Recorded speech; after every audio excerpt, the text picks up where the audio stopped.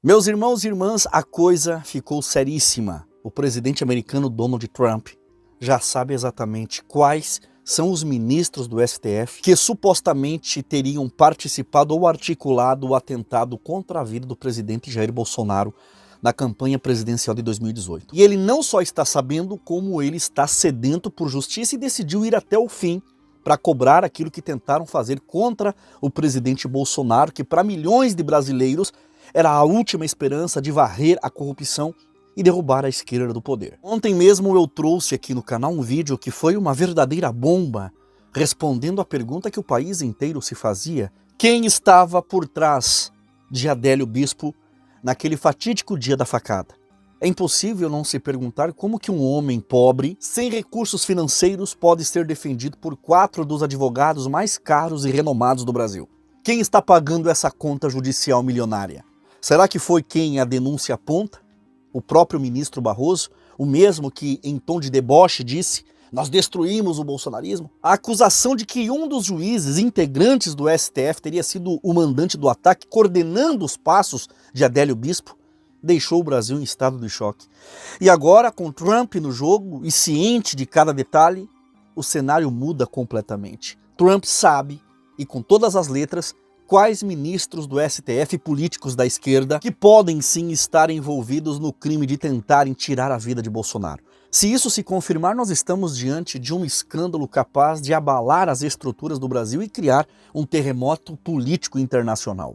Mas, meus queridos irmãos e irmãs, antes de eu falar sobre essas denúncias, que estão sacudindo os bastidores da política internacional, e antes de eu mostrar para vocês a reação de Donald Trump ao ter, segundo as denúncias, provas nas mãos sobre quem seria o responsável pelo atentado que visava matar Jair Bolsonaro, eu quero pedir a tua ajuda.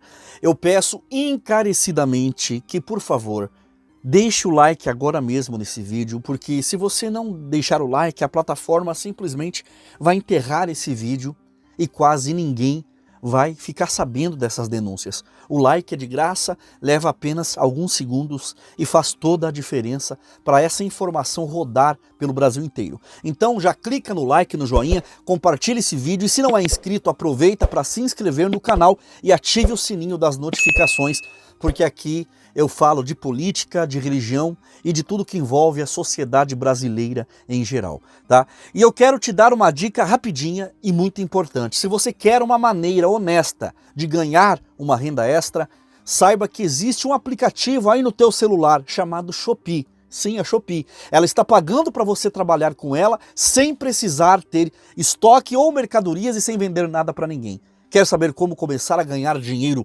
hoje mesmo com a Shopee? Fica até o final desse vídeo que eu vou explicar direitinho como funciona e te dar todas as dicas. Agora vamos juntos assistir e reagir a esse vídeo, a esse material bombástico, para entender qual foi a postura de Trump ao descobrir, segundo essas denúncias, quem tentou tirar a vida de Bolsonaro. Os créditos desse vídeo vão para o canal Povo Brasileiro em Alerta, tá? É um canal patriota e conservador que vale muito a pena vocês acompanharem, e depois vai lá e confere o conteúdo deles, que é sempre em defesa dos valores e da liberdade do povo brasileiro. Vamos assistir ao vídeo. O que foi vazado é mais grave do que qualquer coisa que você já ouviu falar. Eu venho avisando há anos, mas agora chegou o momento de expor com detalhes aquilo que os inimigos da direita brasileira jamais imaginaram que viria à tona. Não são rumores de bastidores, não são fofocas de corredor. São peças de um quebra-cabeça sombrio, que mostram como a engrenagem foi montada para destruir a base conservadora do Brasil. Hoje, você vai ouvir as primeiras 4 revelações. Cada uma delas, um golpe certeiro contra essa narrativa que tentaram nos empurrar goela abaixo. E se você acha que já viu tudo, espere até a última linha. Isso que você vai ver agora não aparece na TV e nem nos jornais. E se um dia sumirem com esse canal, você ainda vai poder me encontrar. O link do canal do WhatsApp está no primeiro comentário fixado. É gratuito, anônimo, e você vai ser o primeiro a saber de tudo. Lá eu te mostro tudo o que eles escondem. Revelação 1. Tudo começou numa noite abafada, quando Brasília dormia, mas certos gabinetes ainda estavam acesos. Luiz Antônio Manhattan, um nome que quase ninguém conhece, entrou por uma porta lateral de um prédio que não existe nos mapas públicos. Lá dentro, não estavam políticos comuns, e sim peças-chave do tabuleiro, gente que se apresenta como autoridade moral do país, mas que, segundo meus contatos, carrega nas mãos o sangue da traição. Manhattan carregava uma pasta, grossa, amarelada pelo tempo. Dentro, documentos carimbados e gravações de vozes conhecidas, inconfundíveis, falando sobre algo que mudaria o Brasil para sempre. Ele sabia que aquilo não poderia ser revelado sem pagar um preço alto. E por isso, ele ficou em silêncio por anos. Mas agora, esse silêncio está ruindo. Revelação 5. Na madrugada seguinte ao atentado, enquanto a imprensa alimentava o país com versões prontas e discursos cuidadosamente moldados, algo muito diferente acontecia longe das câmeras. Um grupo restrito de agentes da Polícia Federal, selecionados a dedo e sem uniforme para não chamar atenção, entrou discretamente em um prédio antigo no centro de Belo Horizonte. Não havia sirenes, não havia carros identificados, apenas passos rápidos e olhares atentos. Segundo a denúncia, eles não estavam ali por acaso. Tinham recebido poucas horas antes informações de uma fonte anônima sobre um endereço que poderia conter peças-chave para entender quem realmente financiava o que havia acontecido. Ao abrir uma das salas, encontraram maletas pretas alinhadas no chão, todas idênticas, fechadas e com cadeados simples. Ao romper os lacres, o que viram deixou claro que aquilo não era um achado qualquer. Montes de dinheiro vivo, empilhados e amarrados com tiras de papel que ostentavam lacres bancários intactos. A contagem inicial, feita de forma rápida e manual, aproximava-se de R$1 milhão. Nenhuma nota registrada no sistema, nenhum documento que explicasse a origem, nenhuma prova de que aquilo tivesse passado por qualquer controle oficial. O detalhe mais inquietante, e que até hoje provoca arrepios em quem conhece a história, foi a ligação direta daquele endereço a um dos advogados de Adélio. Não era um depósito abandonado, nem um espaço improvisado. Era um escritório com móveis de alto padrão, papéis organizados em prateleiras e equipamentos de informática de última geração. O dinheiro estava ali como se aguardasse apenas o momento de ser distribuído. O que aconteceu depois tornou a situação ainda mais nebulosa. Antes que qualquer ordem judicial pudesse ser emitida para formalizar a apreensão, as maletas foram retiradas dali. Ninguém viu para onde foram. Nenhuma câmera de segurança registrou a saída. Nenhum relatório oficial menciona o paradeiro desse dinheiro. Para quem foi? Quem autorizou a remoção? Foram entregues a alguém influente? Ou simplesmente desapareceram no labirinto de transações clandestinas que sustentam certos jogos de poder? A resposta, até hoje, é um muro de silêncio. Um silêncio pesado, mantido não apenas por quem esteve presente naquela madrugada, mas também por quem deveria investigar. E a pergunta que ninguém responde é, se o conteúdo daquelas maletas fosse realmente lícito, por que sumir com ele antes que pudesse ser periciado? Seria medo de exposição? Ou prova de que o atentado foi apenas a ponta de um iceberg muito mais profundo, com raízes políticas e financeiras que jamais poderiam ver a luz do dia? Revelação 6. Se o dinheiro comprou o silêncio, a mídia comprou a narrativa. E essa talvez tenha sido a parte mais eficiente da operação. Escritórios de advocacia, supostamente contratados por partidos políticos para dar suporte jurídico em casos delicados, também teriam conexões diretas com executivos de uma das maiores emissoras de televisão do país. Essa ligação, segundo meus contatos, não era pública nem admitida, mas nos bastidores servia como um canal de influência, capaz de moldar o que chegava às casas de milhões de brasileiros todas as noites. Essa conexão não servia apenas para suavizar a cobertura de determinados fatos. Ela funcionava como um filtro. Certos nomes jamais eram mencionados, certas perguntas jamais eram feitas, certas imagens jamais chegavam ao ar. As decisões editoriais deixavam de ser baseadas no interesse público e passavam a atender ao interesse de quem financiava ou sustentava aquele elo invisível entre o mundo jurídico e o jornalismo. Para entender a dimensão disso, basta lembrar de quantas entrevistas ao vivo você já assistiu, em que o entrevistador parecia contornar cuidadosamente determinados temas, como se houvesse um campo minado de assuntos proibidos. Já se perguntou por que certas perguntas nunca são feitas? Talvez porque as respostas derrubariam não apenas reputações, mas carreiras inteiras e estruturas de poder que levam décadas para se consolidar. E quando o objetivo é proteger aliados e destruir inimigos, a edição de imagens se torna uma arma tão letal quanto qualquer bala. Uma fala pode ser cortada, distorcida ou retirada de contexto para transformar um inocente em vilão ou um culpado em vítima. Isso não é teoria, é técnica. Uma técnica que, usada nas mãos certas, pode alterar o rumo de eleições, destruir movimentos políticos e reescrever a história recente de um país. Há relatos de que determinadas imagens do caso foram efetivamente captadas, mas nunca exibidas. Gravações que poderiam mostrar encontros comprometedores, movimentações de pessoas-chave ou até conexões internacionais. Essas imagens, segundo se comenta, foram arquivadas sob o pretexto de não terem relevância jornalística. Mas, curiosamente, relevância não parecia faltar quando o assunto era expor adversários políticos sem provas conclusivas. O que permanece é a sensação de que, enquanto uma parte da verdade era maquiada para o consumo público, outra era cuidadosamente enterrada nos arquivos confidenciais de quem controla o que você vê e ouve. E essa é talvez a maior arma de todas, a capacidade de decidir não apenas o que será contado, mas também o que jamais será conhecido. Então fica a pergunta que incomoda. Se todas essas conexões entre advocacia, partidos e mídia forem reais, até que ponto o que acreditamos ser informação não passa de um roteiro escrito para manter o poder onde sempre esteve? E se um dia esse roteiro for exposto na íntegra, será que descobriremos que muito do que consideramos verdade nunca passou de uma encenação bem produzida? Revelação 7. Entre as figuras que começaram a aparecer nas investigações internas, um nome chamou a atenção: Luiz Roberto Barroso. Não por declarações públicas, entrevistas ou discursos inflamados, mas por algo que até pouco tempo circulava apenas nos corredores mais restritos: conexões empresariais obscuras, com vínculos a contratos bilionários junto ao próprio governo. Esses contratos, segundo fontes internas, não eram meros negócios protocolares, mas engrenagens de um esquema que movimentava cifras colossais, escondidas atrás de licitações limpas e acordos internacionais aparentemente legítimos. A questão que deixou investigadores em alerta foi o rastro documental, que começava a se formar, ainda que de maneira fragmentada. Pequenas pontas soltas, planilhas incompletas, menções cifradas em mensagens e reuniões sigilosas apontavam para algo que, se unificado, poderia configurar um caso de repercussão global. É nesse ponto que a sombra dos Estados Unidos surge no horizonte. Havia, segundo relatos, um temor real nos bastidores: o de que o nome de Barroso pudesse acabar mencionado em um relatório internacional, potencialmente preparado por órgãos de inteligência americanos, e que tal documento servisse de base para a aplicação da Lei Magnitsky, um instrumento letal contra figuras políticas, congelando bens, impondo restrições de viagem e manchando reputações de forma irreversível. O medo de sanções pessoais não é algo abstrato nesse cenário. Basta uma assinatura em Washington para transformar uma carreira política em ruínas, cortar o acesso a contas bancárias, encerrar contratos e colocar um alvo invisível sobre qualquer aliado.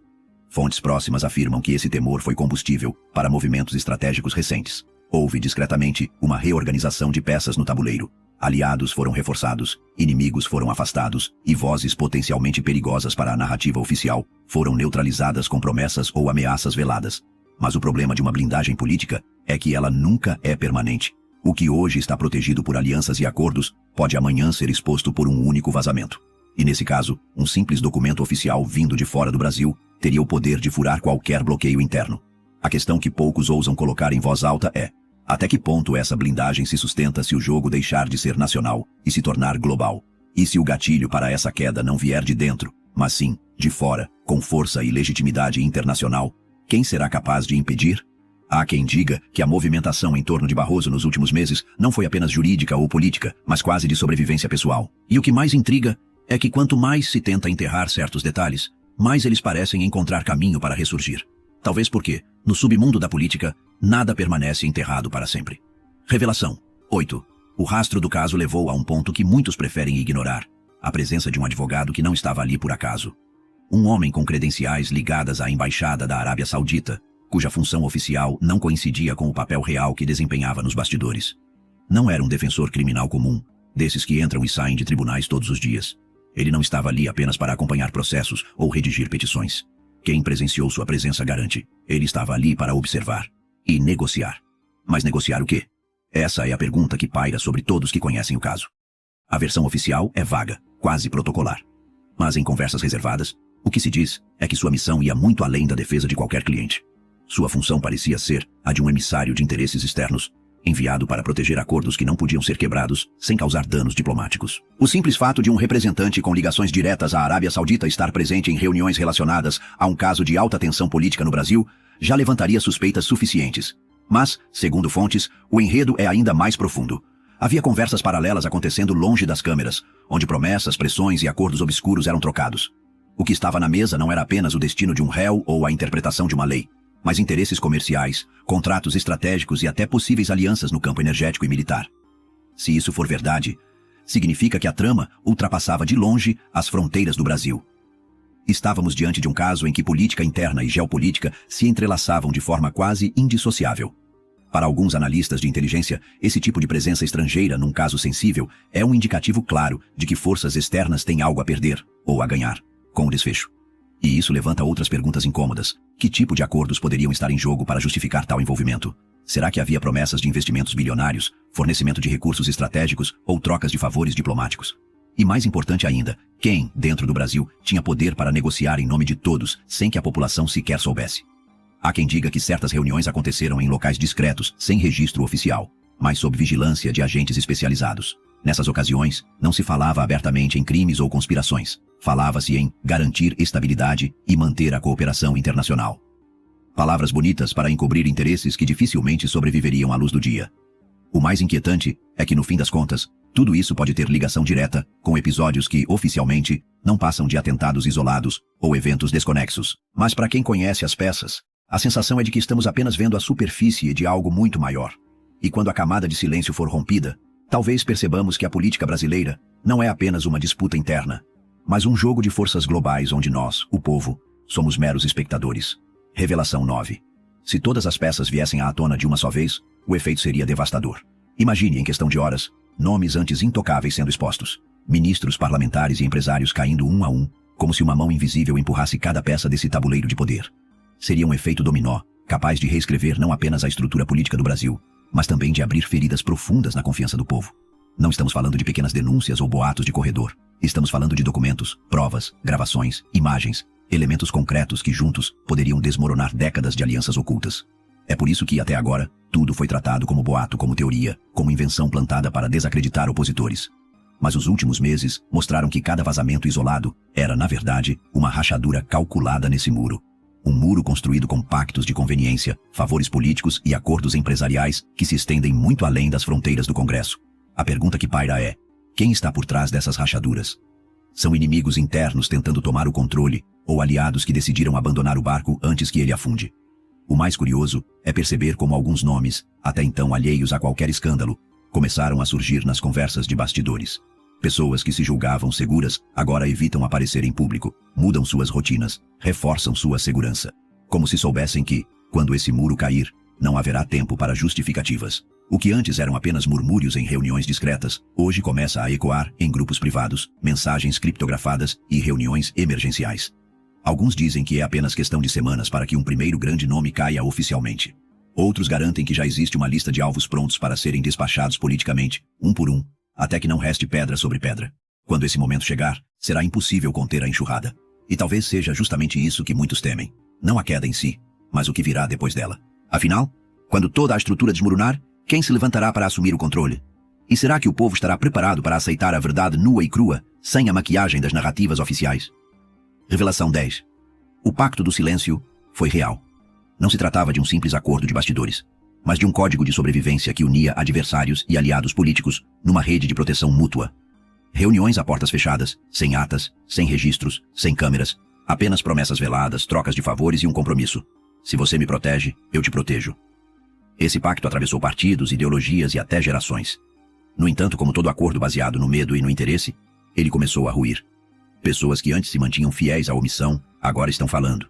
Primeiro foram pequenas insinuações, comentários soltos, acidentes, em entrevistas que pareciam irrelevantes. Mas logo vieram os vazamentos, áudios de conversas comprometedoras, imagens de encontros proibidos, documentos que provam mais do que qualquer palavra poderia explicar. No início, tudo começou como sussurros abafados, ecos que se perdiam na velocidade das notícias manipuladas pela grande mídia. Mas os sussurros se tornaram gritos, e os gritos começaram a encontrar eco nas redes, nos blogs independentes, nos canais que ousam desafiar a narrativa oficial. O que poucos admitem é que parte dessas revelações não é fruto de coragem, mas de sobrevivência. Quando o barco começa a afundar, muitos preferem entregar um segredo para salvar a própria pele. E cada nova revelação é mais perigosa que a anterior, porque aponta para algo maior, algo que conecta crimes políticos, interesses econômicos e até pressões internacionais. Existe uma data marcada? Há um dia específico em que tudo virá à tona? Ou será que a verdade continuará vazando em doses controladas até que seja impossível contê-la? A mídia pode até tentar esconder, mas não conseguirá abafar para sempre. Quando a verdade for dita, e ela será dita, o Brasil verá a maior revelação política das últimas décadas. Nomes que hoje ocupam os cargos mais altos do poder serão lembrados não por suas obras, mas por suas alianças obscuras. A pergunta é: estamos prontos para ouvir? E mais importante ainda, estamos prontos para agir quando soubermos? Porque quando a cortina cair, não haverá como fingir que não vimos. A verdade exigirá reação, e ela não será silenciosa. Agora, eu quero ouvir de você aí que me assiste, você que chegou até aqui. Será que todas essas denúncias, o STF, políticos da esquerda, realmente têm alguma coisa a ver com o atentado contra a vida de Bolsonaro?